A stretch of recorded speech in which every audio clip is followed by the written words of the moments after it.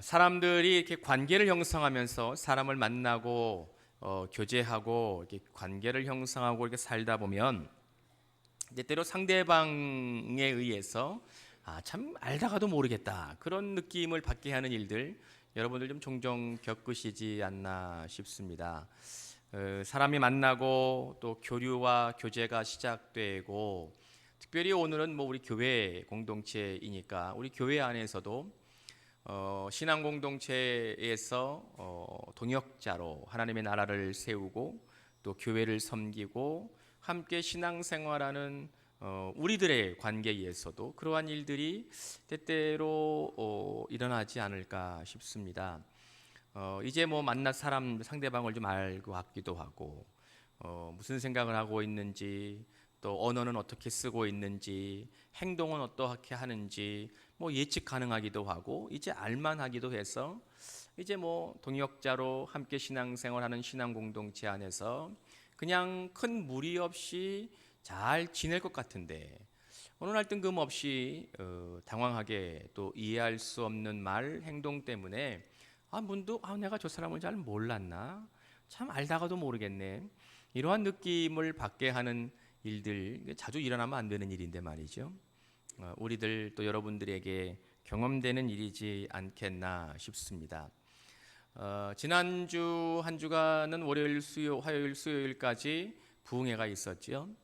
수요일 날 마지막 시간 7번째 시간에 강사 목사님이 우리 교회의 청년들 또 청소년부 학생들 초등학교에 다니는 어린이들을 이 강단으로 다 이렇게 불러 올렸습니다. 그리고 강사 목사님이 그들을 위해서 이제 안수하고 기도해 주시고 특별히 그들의 부모님들을 올라오게 해서 그 아이들을 이렇게 끌어안고 기도하게 하는 그러한 은혜로운 시간이 마지막 부흥의 시간에 있었습니다. 목사로서 저도 이렇게 함께 기도해주고 저희 아이도 있었고 그러면서 제가 기도하는 모습을 이렇게 왔다 갔다 하다가 이렇게 보게 되었는데 아이들도 그렇고 뭐 특별히 부모님들이 자신의 아이를 끌어안고 기도하면서 많이 우시더라고요. 간절한 마음으로 기도하면서 눈물을 흘리고 계시는 모습을 이렇게 볼 수 있었습니다. 뭐 저도 자식을 키우는 애비의 입장이라서 그 부모님의 마음을 뭐 충분히 이해하죠. 알 수 있습니다. 그런데 문득 말씀을 준비하다가 이런 생각이 들었습니다. 부흥회에 있었던 그 부모님이 자녀들을 위해서 기도하면서 그 눈물 흘리는 그 모습이 떠오르면서 혹시 그 눈물은 흘리지 않아도 되는 눈물이 아니었을까 그런 생각을 문득 하게 됐다는 것이지요. 만약 부모와 자녀들 사이에 충분히 대화하고 소통하고 또 서로 간에 이야기를 나눌 수 있는 시간을 평소에 좀 가졌더라면 부모님은 자식들의 생각을 좀 잘 알고 있고 또 자녀들은 부모님의 마음을 좀 알고 있다면 설령 눈물을 흘리는 일이 있다 하더라도 그 눈물은 감사의 눈물일 수 있을 거고 어떻게 보면 좀 기뻐서 흐르는 눈물일 수 있지 않았을까 하는 생각이었던 거지요. 대한민국 가정이 어느 때부터인가 더 이상 뭐 때문인지 모르겠지만 부모님과 자녀들 사이에 대화가 잘 안 되고 단절돼 있어서 마치 무슨 커다란 벽이 하나를 가로막고 있는 것 같은 느낌으로 부모님은 자녀에게 또 자식들은 부모님과 이야기하지 않고 오랜 시간을 그냥 이렇게 방치된 채로 흐르는 일들이 시작되지 않았나 싶습니다. 그렇게 어느 정도 시간이 흐르고 뭐 무신경하게 지내다가 지난 부흥회와 같이 아니면 또 다른 어떠한 기회나 계기가 되어서 부모와 자식이 서로 간의 진심을 확인하는 시간이 되면 울게 되죠. 눈물이 나게 되는 거죠. 후회가 돼서 울기도 하고 또 미안해서 눈물이 나기도 하고 죄송해서 참 눈시울이 뜨거워지는 그러한 일을 경험하게 됩니다. 그럴 때 부모나 자식들은 뭐 예외 없이 다 눈물을 흘리는 경우를 만나게 됩니다. 사람의 관계는 상대방이 누구이든지 간에 그 사람의 마음과 그 사람의 생각을 정확하게 아는 게 참 중요합니다. 속마음을 알면 그 사람이 어떠한 생각을 하고 있는지를 잘 파악하고 있으면 이 사람의 관계가 크게 문제가 되지 않습니다. 그 사람이 무슨 생각을 하고 있는지 아니까, 그 사람의 마음 상태가 어떠한지 아니까, 저 사람이 어떠한 문제로 지금 고심하고 있는지를 이미 알고 있기 때문에 사람의 관계가 서로가 서로를 잘 알면 이 관계가 뭐 이렇게 삐걱거릴 수 있을런지 모르지만 파국을 맞는다든지 심각하게 어려움을 겪는다든지 그러지는 않는다는 것을 우리 모두가 다 압니다. 그래서 사람은 좋은 관계를 유지하려면 나를 표현할 수 있어야 됩니다. 제가 어떻게 상대방의 마음을 다 알 수 있습니까? 나를 표현해 주지 않으면 잘 모릅니다. 그렇기 때문에 나의 마음, 내 감정 상태, 나의 생각을 상대방에게 알리는 일이 굉장히 중요하다는 것이지요. 특별히 우리나라 사람들, 대한민국 사람들이 잘 하지 못하는 말들 중에 하나가 무엇이냐면 사랑한다 하는 말입니다. 사랑한다 하는 말을 잘 못해요. 이게 굉장히 어렵게 생각되는 말들 중에 하나입니다.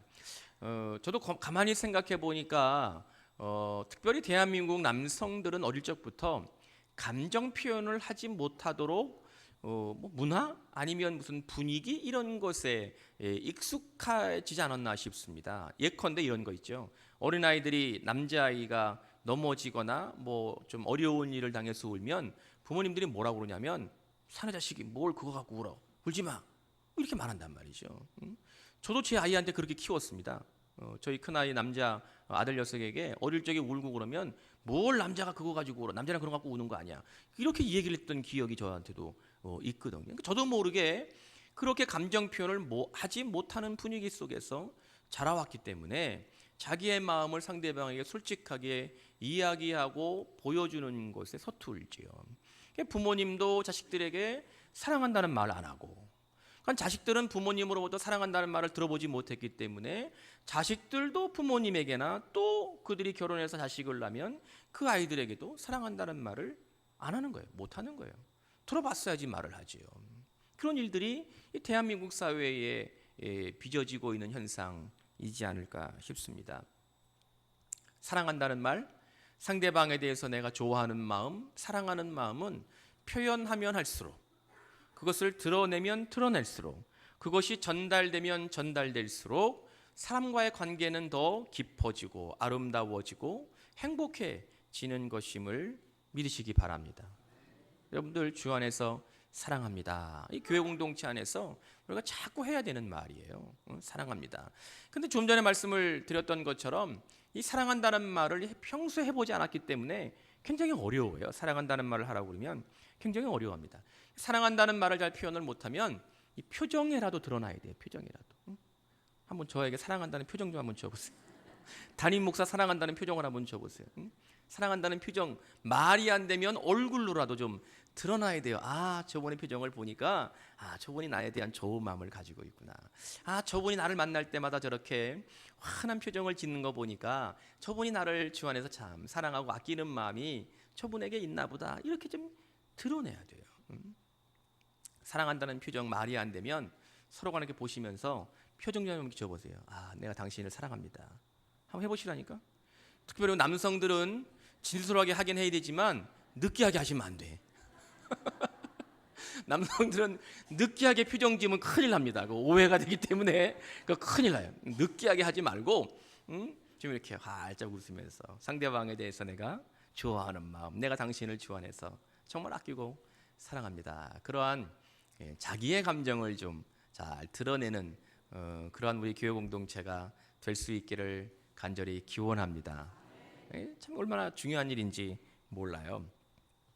사람 사이에 이렇게 표현되고 드러내야 되는 감정, 마음과 다르지 않게 하나님께서도 우리들을 향하여 언제나 그분의 마음, 하나님의 생각, 주께서 주시는 아름다운 감정들을 늘 우리에게 보여주고 계십니다.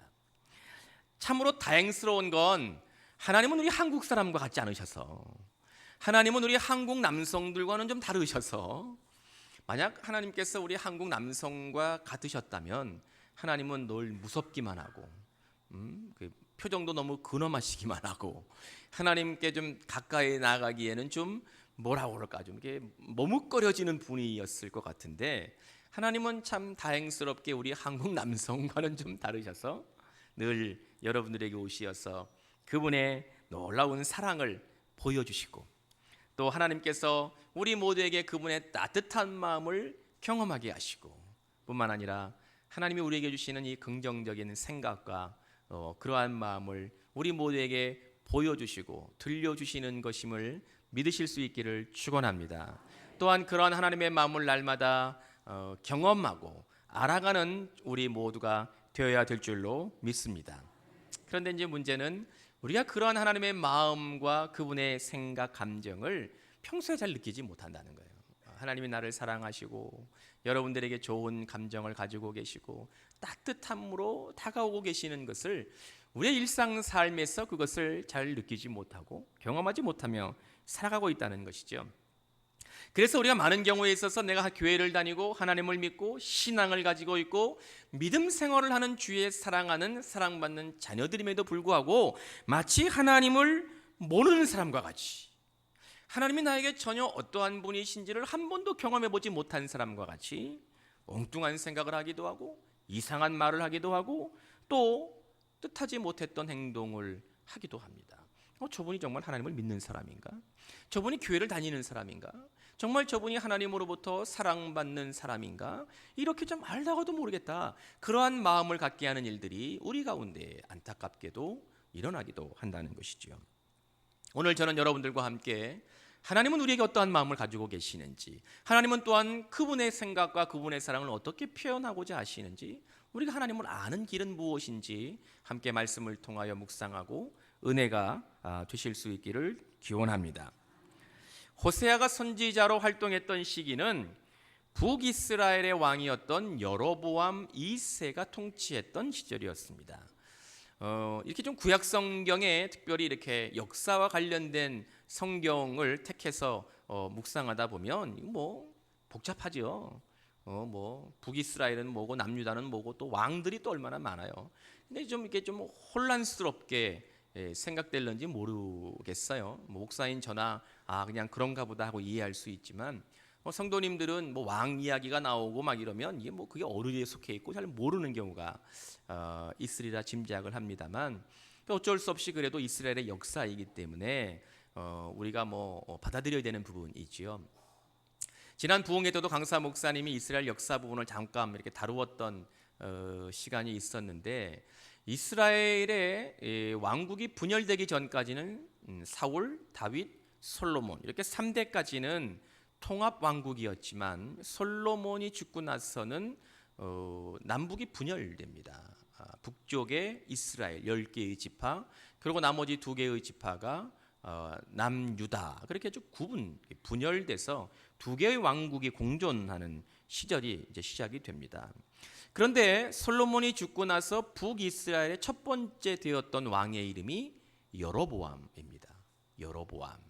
그런데 오늘 본문에 등장하는 시절은 첫 번째 왕이었던 여로보암 뒤를 이어서 12명의 왕이 지나고 다시 말하면 13번째 왕이 된 사람의 이름이 여로보암이었어요. 그러니까 이스라엘 첫 번째 왕의 이름과 북이스라엘의 13번째 왕의 이름이 같았단 말이에요. 그래서 13번째 왕의 이름을 우리가 뭐라고 부르냐면 여로보암 2세 이렇게 부르는 겁니다. 그러니까 여로보암 2세 때 활동했던 선지자가 누구였느냐? 오늘 본문에 등장하고 있는 호세아 선지자였다는 거예요. 북이스라엘의 13번째 왕이었던 여로보암 2세 때에는 북이스라엘의 가장 왕성했던 최고의 전성기를 누리던 시절이었습니다. 통합왕국 시절의 솔로몬 때에 비하면 좀 부족하지만 북이스라엘 역사에 있어서 13번째 왕이었던 여로보암 2세 때에는 북이스라엘이 가장 정치적으로 안정되어 있었고 그리고 문화적으로도 아주 꽃을 피우는 시기였고 경제적으로도 아주 풍요로운 시절을 보냈던 때였습니다. 여로보암 2세는 능력이 있어서요. 북쪽으로도 영토를 확장했고요. 동족 상경이었지만 남유다와도 싸워서 북이스라엘 땅을 남쪽으로 넓혔던 왕입니다. 정치적으로 안정되어 있었습니다. 아주 좋은 시절을 보내고 있었을 때였지요. 물질적으로는 좀 그 당시가 풍요로웠지만 안타깝게도 영적으로는 아주 심하게 부패되어 있는 시기이기도 했습니다. 우상을 섬기고 헛된 종교적 활동이 마치 온전한 것인 양 북이스라엘 백성들에게 성행되었던 시절이 바로 그때였습니다. 이때 하나님이 호세아 선지자를 세우셔서 북이스라엘을 향하여서 하나님의 말씀을 선포하게 하셨습니다. 호세아가 전하는 하나님의 음성을 잘 들어보면 좀 전에 우리가 잠시 언급했던 것처럼 그 당시 북이스라엘이 경제적으로 풍요로웠고 문화적으로 번영했던 그 당시의 시절과 시대적 상황과 이게 잘 맞지 않는 듯한 말씀을 선포하고 있는 것 같은 생각을 갖게 합니다. 그 이유는 오늘 본문 1절에서 북이스라엘을 향하여서 호세아가 뭐라고 말씀하냐면 너희들은 찢겨졌다. 하나님이 너희를 찢으셨다. 성경의 본문을 좀 정확하게 표현하면 너희들은 하나님이 파괴해버려서 너희들은 무너져 있는 상태다. 이렇게 호세아가 진단하고 있기 때문입니다.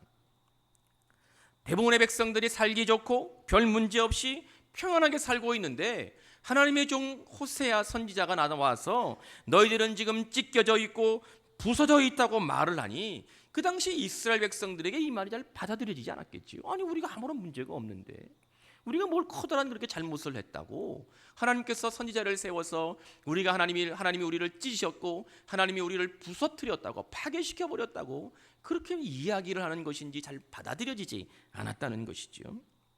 이스라엘 역사에 늘 일어났던 것처럼 무슨 전쟁이라도 일어나가지고 마치 이방 민족에 의해서 나라가 무너지고 포로가 되기도 하고 그래서 굶주림과 자유를 억압받았다면 혹시 모를까. 여로보암 2세 때는 아주 풍요롭고 살기 좋은 시절이었는데 선지자가 나타나서 너희들은 찢어졌고 너희들은 부서졌고 이렇게 이야기를 하니까 이게 받아들여지는 일이 아니었을 거라는 거죠. 그런데 사실은 가만히 생각해 보면 이스라엘 역사에 있어서 그들이 풍요로운 삶을 살아갈 때 그들은 영적으로 가장 타락했었습니다.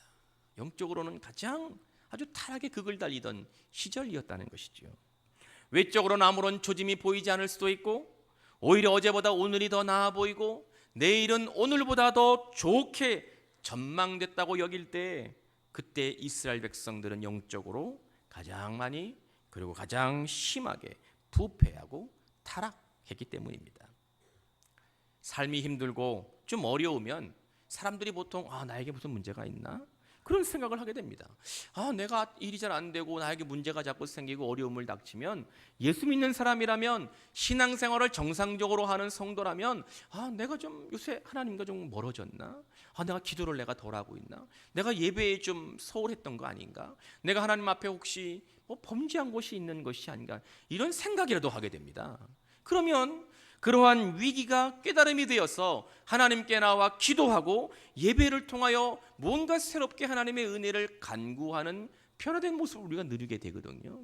그런데 사람의 삶이 끊임없이 평탄하고 아무런 문제가 없으면 일반적으로 대부분의 성도들은 하나님을 향한 간절함을 잊어버립니다. 하나님을 향한 열망감이 마치 아무것도 의미 없는 것처럼 생각되기 시작합니다. 하나님 없이도 내가 잘 살 수 있을 것 같은 착각을 하게 되고요. 내가 잘나서 운이 좋아서 시대를 잘 만나서 내가 흘린 땀에 대한 보상을 내가 마땅히 누리고 사는 것이라고 잘못 생각하기 시작합니다. 제가 비록 목사이지만 말씀을 읽다 묵상하면서 잘 인정되지 않는 것, 참 받아들이기가 참 쉽지 않다. 그런 말씀이 한 구절 있습니다. 아마 여러분들도 크게 다르지 않을까 싶은데 시편 119편 71절, 119편이 꽤 긴 편인데요. 거기에 보면 우리가 잘 아는 말씀이 하나 있습니다. 고난당하는 것이 내게 유익이라 하는 말이에요. 고난당하는 것이 내게 유익이라 하는 말씀이 이게 잘 받아들여지질 않아요. 아니 힘들고 어렵고 고통스럽고 눈물 나는 시간을 보내고 있는데 그 고난이 어떻게 나에게 유익일 수 있는가 하는 물음이 자꾸 떠오르게 되는 거죠. 물론 시편 기자는 그 72편 후반절에 내가 받는 고난을 때문에 내가 여호와의 율례를 알고 내가 받는 고난으로 인하여서 하나님의 말씀을 깊이 깨달아서 하나님과 좀 더 은혜를 누리게 되었다는 이유를 밝히고 있기는 하지만 그럼에도 불구하고 고난이 내게 유익이라 하는 말씀을 정말 받아들이기가 우리의 신앙 터전 위에 쉬운 이야기는 아니라는 것이지요. 저희 어머님, 이제 원로 사모님이 아들의 목회를 가만히 보시면서 가끔 하시는 말씀이 있어요. 뭐 아들이 장성해서 또 목사이니까 말씀도 낮추지 못하시고 아들한테 가끔 하시는 말씀, 그거 기도하라는 거예요. 기도해요, 기도해. 이렇게 이야기를 가끔 하세요. 기도하라는 거니까 기도해요. 딴 생각하지 말고 기도해요. 그렇게 이야기하실 때가 있어요. 이게 정답이에요, 사실은. 이거 외에 다른 정답이 있을 수가 없어요. 기도하는 것 외에는 우리의 삶에 정답이 있을 수 없습니다. 정답이지요. 참 어려운 이야기지만 여러분들이 고난받고 계신다고 느낄 때 하나님께 나와 기도하고 하나님께 매달리는 그러한 성도가 되실 수 있기를 주님의 이름으로 기원합니다. 오늘 말씀 호세아는 우리가 함께 읽은 성경 본문을 통하여 뭐라고 외치고 있냐면 여호와께로 돌아가자 권면하고 있습니다. 동시에 너희가 여호와를 알아야 되지 않겠느냐, 하나님을 알자, 그렇게 도전하고 있습니다. 근데 오늘의 본문을 우리가 잘 이해하려면 여호와께 돌아가자, 여호와를 알자, 이 순서를 좀 바꾸면 오늘의 본문이 쉽게 이해가 됩니다. 그러면 본문이 무엇을 의도하고 있는지가 정확하게 안다는 거죠. 우리가 하나님을 아는 것이 무엇인지를 정확하게 알게 되면 우리가 여호와께 돌아가야 된다는 것이 어떤 의미를 가지고 있는지가 보다 분명하게 보이기 시작한다는 겁니다. 하나님을 안다는 건 무엇일까요? 여러분들이 하나님을 알아야 된다는 것은 어떤 의미가 있는 것일까요? 우리가 가지고 있는 성경이 하나님을 알자라고 번역한 것 때문에 하나님을 아는 것이 마치 하나님에 관한 지식을 많이 쌓는 것으로 오해합니다. 성경을 좀 더 깊이 알고 많이 성경을 암송하고 성경을 잘 파악하는 것이 하나님을 아는 것이라고 생각하는 경우가 종종 생긴다는 것이지요. 그러나 하나님을 아는 것은 지식을 연마하고 지식을 많이 쌓는 것을 의미하지 않습니다. 정확하게 이야기하면 구약 성경에서 하나님을 알자, 하나님을 안다, 하나님을 알아야 된다라고 이야기하는 이 모든 말씀은 한 번도 예외 없이 하나님과의 관계성을 염두에 두고 한 말이었습니다. 하나님과의 관계성을 염두에 두고 한 말이었다는 것이지요. 그러니까 하나님을 안다는 것은 단순히 지식의 문제가 아니라 관계가 의도된 말로 쓰여지는 것이라는 걸 우리가 깨달아야 된다는 거예요. 지식으로만 하나님을 알 수 있다면 얼마나 좋을까요? 지식을 많이 쌓는 것을 통해서 우리의 신앙이 좋아진다면 얼마나 좋을까요?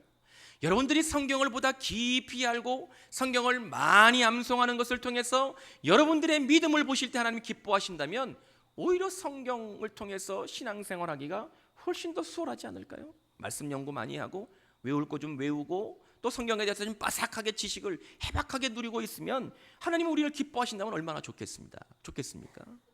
그런데 하나님은 그러한 모습을 통하여 우리의 삶을 여러분들을 기뻐하시는 것이 아니라 우리가 그러한 신앙을 갖는 것을 통해서 하나님이 우리를 온전한 신앙인으로 인정하는 것이 아니라 하나님을 안다는 말은 늘 관계지향적인 의도를 가지고 있다는 것을 구약 성경을 통해서 우리가 깨닫게 된다면 하나님을 안다는 것은 결국 철저하게 삶으로서 여러분들의 삶의 현장 속에서 하나님과의 관계가 회복되는 것임을 깨달아야 될 줄로 믿습니다.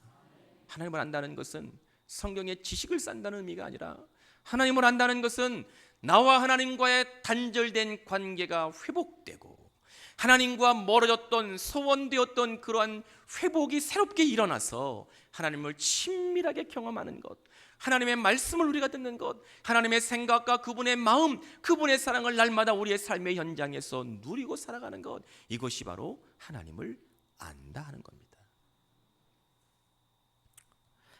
오늘 하나님을 안다는 것을 3절에서 호세아는 이렇게 우리에게 설명하고 있습니다.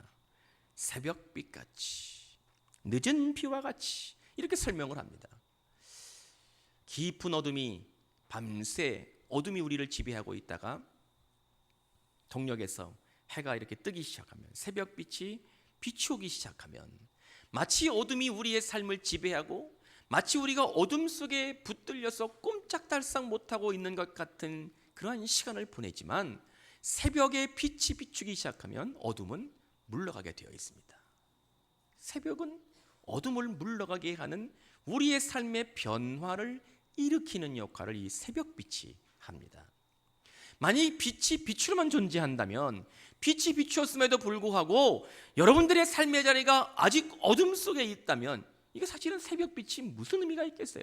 그러한 일이 일어나지도 않을 뿐더러, 빛은 빛으로서의 의미가 있다는 것은 그 빛이 우리의 삶에 영향력을 미추어서 내가 어둠과 어려움과 고통과 눈물과 슬픔 속에 빠져서 마치 어둠의 세력이 나를 지배하고 있는 것 같은 그러한 절망 속에 있을지라도 하나님이 비추시는 새벽빛이 우리를 향하여 비추시면 여러분들의 삶의 자리를 지배했던 악한 세력들, 슬픔의 세력들, 그리고 어둠의 세력들은 깨끗하게 물러가게 되는 것을 깨닫는 은혜가 있기를 축원합니다. 그렇기 때문에 호세아 선지자는 하나님을 안다는 것이 무엇이냐? 하나님을 향한 지식적으로 한다는 것이 아니라 하나님과의 관계가 회복되면 너희들의 삶의 어둠의 세력들이 하나님이 새벽빛을 비출 때 어둠이 물러가는 것처럼 하나님과의 관계가 회복되면 우리의 삶의 자리가 새로워지고 변화되고 하나님의 은혜를 누리고 살아간다는 것을 증거하고 있는 겁니다. 늦은 비도 이와 다르지 않습니다. 이스라엘 땅에서 풍년을 맛보려면, 이스라엘 백성들이 농사지어서 수확의 풍성함을 누리려면 반드시 늦은 비가 넉넉하게 내려 주어야 한다는 거지요. 이스라엘 백성들에서 농사는 삶의 터전이었습니다. 비가 비로만 존재한다면 이스라엘 백성들에게 무슨 의미가 있겠어요? 그러나 그렇지 않았습니다.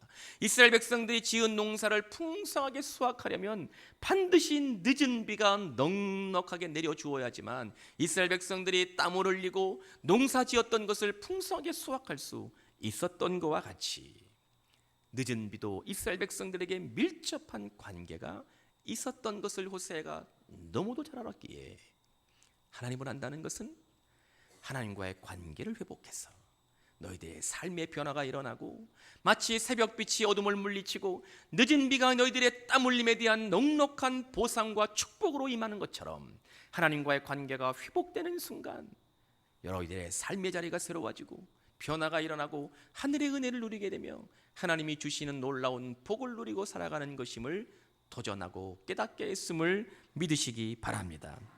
하나님을 안다는 것은 변화를 일으키는, 관계를 회복해서 우리의 삶에 변화가 일어나는 것임을 믿으시기를 기원합니다. 이것을 우리가 깨닫게 되면 왜 호세아가 풍요로운 삶을 살고 있는 것처럼 보였던 이스라엘 백성들을 향하여 너희들이 왜 찢겨졌는지, 너희들이 왜 무너졌는지 외쳤는지가 분명하게 보이게 됩니다. 다시 말하면 그 당시 이스라엘 백성들은 외적으로는 아무런 문제가 없는 것처럼 보였지만 그들은 하나님과 관계가 단절되어 있었다는 거예요. 하나님과 소원한 상태로 살고 있었다는 거예요. 하나님은 하나님이고 나는 나처럼 살고 있었다는 겁니다. 그렇기 때문에 하나님은 호세아를 통하여 내가 너희를 찢었고 내가 너희들을 무너지게 했다고 말씀하고 있는 겁니다. 그래서 더 이상 나빠질 수 없을 정도로 타락의 극을 달리고 있었던 북이스라엘 백성들을 향하여 너희가 여호와께 돌아가자. 다른 말로 표현하면 너희가 하나님을 알아야 된다. 또 다른 말로 표현하면 너희들이 하나님과의 관계가 무너졌던 그 관계성을 회복시켜야 된다 말씀하고 있는 겁니다. 너희들의 안일한 자리에서 일어나서 현재의 편안함으로부터 벗어나서 하나님을 향하여 움직여 나가자는 겁니다. 하나님께 좀 더 가까이 나아가야 된다는 겁니다. 하나님께서 우리를 새롭게 이끌어 가실 것임을 믿으며 관계를 회복하기 위하여 하나님을 향한 열망과 하나님을 향한 갈망함을 새롭게 확인하고 새롭게 일으켜야 된다는 것을 외치게 하셨습니다. 그럴 때에 하나님과의 관계가 회복되고 하나님께 가까이 나아갈 때 하나님은 우리의 무너졌던 상태의 자리로부터 회복시키실 줄로 믿으시기 바랍니다. 여러분들의 삶의 상처와 아픔 때문에 눈물 흐르는 것을 눈물을 닦아주시고 여러분들을 회복하고 낫게 하시는 은혜를 경험하게 되는 것임을 믿으시기 바랍니다.